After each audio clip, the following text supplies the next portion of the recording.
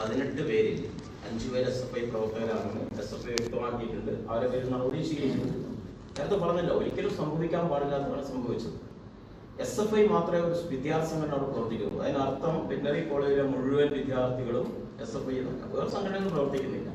പ്രവർത്തിക്കുന്ന ഏക സംഘടന SFI ആണ്. അതുകൊണ്ട് SFIക്ക് ഉയർന്ന ഉത്തരവാദിത്തമുണ്ട്. അതുകൊണ്ട് SFI നടപടി സ്വീകരിച്ചിട്ടുണ്ട്. കോൺഗ്രസ് സ്വീകരിച്ച നടപടി പോലെയല്ല സ്വീകരിച്ചിരിക്കുന്നത്. ധീരജിന് വന്ന പ്രതിക്ക് യൂത്ത് കോൺഗ്രസിന്റെ ഉയർന്ന ഉത്തരവാദിത്തം നൽകുകയാണ് ചെയ്തിരിക്കുന്നത്. നിഖിൽ പൈലി അതാണ് ഞങ്ങൾ ചെയ്തിരിക്കുന്നത്. അവര് നടപടിയെടുത്തു. സാധാരണഗതിയിൽ സഹായിക്കണമെങ്കിൽ, അത്തരം ആൾക്കാർക്ക് സഹായിക്കണമെങ്കിൽ കോടതിയിൽ അഭിഭാഷണം ഏൽപ്പിക്കുക തുടങ്ങിയ കാര്യങ്ങളെല്ലാം ആർക്കെങ്കിലും ചെയ്തോ? നമുക്ക് അന്വേഷിക്കാമല്ലോ ആരാമൊക്കെ കൂടി ഹാജരാകുന്നു. അതൊക്കെ അവരവരുടെ കുടുംബാംഗങ്ങൾ നോക്കി ചെയ്യുന്നു. ഞങ്ങൾ ആ കാര്യത്തിൽ ഇടപെടുന്നേയില്ല. മാത്രമല്ല, ഒരിക്കലും ആവർത്തിക്കാൻ പാടില്ല. ഇതൊരു അനുഭവമായിട്ട് വരണം. SFIയുടെ സംസ്ഥാന പ്രസിഡന്റ് അനുശ്രീ എന്ന് ലേഖനം എഴുതിയിട്ട് സംബന്ധിച്ച് അവർ പറയുന്നുണ്ട്, SFI ഇത്തരം കാര്യങ്ങൾ വളരെ ഗൗരവത്തോടെയാണ് കാണുന്നത്. ഇത്തരം കാര്യങ്ങൾ ആവർത്തിക്കാതിരിക്കാനുള്ള SFIക്ക് ഒരു ഉത്തരവാദിത്വമുണ്ട്, നല്ല ഉത്തരവാദിത്വമുണ്ട്. ആ ഉത്തരവാദിത്വം അനുസരിച്ചിട്ടാണ് അവർ പെരുമാറിയിരിക്കുന്നത്. ഈ വാർത്ത വരുന്നതിനൊക്കെ മുമ്പ് തന്നെ SFI നടപടി സ്വീകരിച്ചത്. വാർത്ത കുറച്ച് വൈകിട്ടാണല്ലോ എല്ലാവർക്കും മനസ്സിലാക്കാൻ വേണ്ടി കഴിഞ്ഞിരുന്നത്. എല്ലാവരും മനസ്സിലാക്കി എങ്ങനെയാണ്, വളരെ വൈകിട്ടാണ്. ഇത് സാധാരണ സംഭവമാണ്. ഈ കോളേജിന്റെ നിയന്ത്രണം വൈത്തിരി രമേശിന്റെ കയ്യിലാണെന്ന് പറയുന്നത്. രമേശ് അവിടുത്തെ ജീവനക്കാരനാണ്.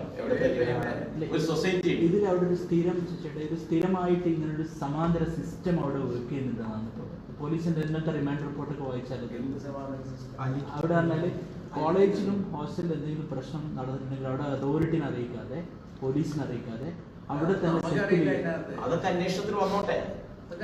ചില കാര്യങ്ങൾ വരുമ്പോൾ പുതിയ കാര്യങ്ങൾ വരും. ഏത് അന്വേഷണത്തിലും ഞങ്ങൾക്ക് യാതൊരു നമ്മൾ മനസ്സിലാക്കേണ്ടത് എന്താ അറിയാം, ഇതൊരാളുടെ മരണമാണ്. ആ മരണവുമായി ബന്ധപ്പെട്ട ഉത്തരവാദിത്വം അവിടെ പഠിച്ചു എന്നുള്ള കാരണം കൊണ്ട് എല്ലാ കുട്ടികളെ വേണ്ടി ഇവര് അവിടുത്തെ എല്ലാ കുട്ടികൾക്കും ഇത് കൊന്നതാണ് അത് അതിനേക്കാൾ വലിയ കുറ്റമാണ്. നിങ്ങൾക്ക് വ്യക്തമല്ലാത്ത, നമുക്ക് വ്യക്തമല്ലാത്തൊരു കാര്യത്തിൽ മറ്റൊരാളുടെ പേര് ഒരാളുടെ മരണത്തിന്റെ ഉത്തരവാദിത്വം അടിച്ചേൽപ്പിക്കുന്നത്, അതൊരു പൊതുബോധം സൃഷ്ടിച്ചുകൊണ്ട് അടിച്ചേൽപ്പിക്കുക. ആ പൊതുബോധത്തെ നിർമ്മിക്കുന്നതിന് നിങ്ങൾ നല്ല പണിയെടുത്തിട്ടുണ്ട്.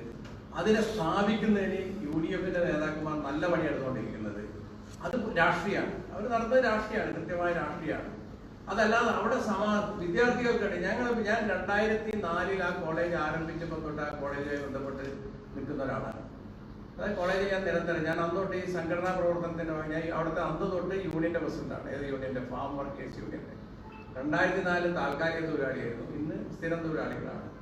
അതിന്റെ എല്ലാ സ്റ്റേഷനിലുള്ള തൊഴിലാളികളുടെ സംഘടനയുടെ പ്രസിഡന്റായിരുന്നു. അന്ന് തൊട്ട് ഞാൻ ആ കോളേജിൽ ബന്ധപ്പെടുന്നുണ്ട്.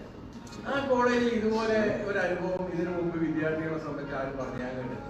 പോലീസിന്റെ റിമാൻഡ് നമുക്കറിയില്ല, നമ്മളത് കണ്ടിട്ടില്ല. അല്ല, അത് അവർ പരിശോധിക്കണം. അങ്ങനെ ഒരു ഇതുണ്ടെങ്കിൽ അവരത് പരിശോധിക്കണം തീർച്ചയായിട്ടും. ചില കാര്യങ്ങളില്ല,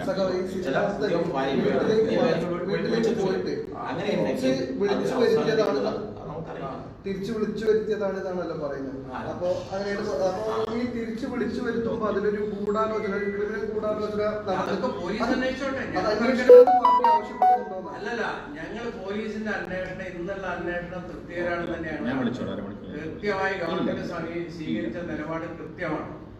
ആ കൃത്യമായ നിലപാടിൽ ഏതെങ്കിലും രാഷ്ട്രീയമായ ഇടപെടൽ ഭരണകക്ഷിയുടെ ഭാഗത്തുനിന്ന്, ഇടതുപക്ഷ ജനാധിപത്യം ഏതെങ്കിലും കക്ഷികളോ അതിൽ നേതൃത്വം നൽകുന്ന CPIന്റെ ഭാഗത്തുനിന്നോ കേസിനെ ദുർബലപ്പെടുത്താനുള്ള ഒരിടപെടലും നടന്നില്ല. അപ്പൊ അതുകൊണ്ട് അത് വളരെ കൃത്യമായിട്ടും സത്യസന്ധമായി അന്വേഷിക്കും തന്നെയാണ് വിശ്വസിക്കുന്നത്.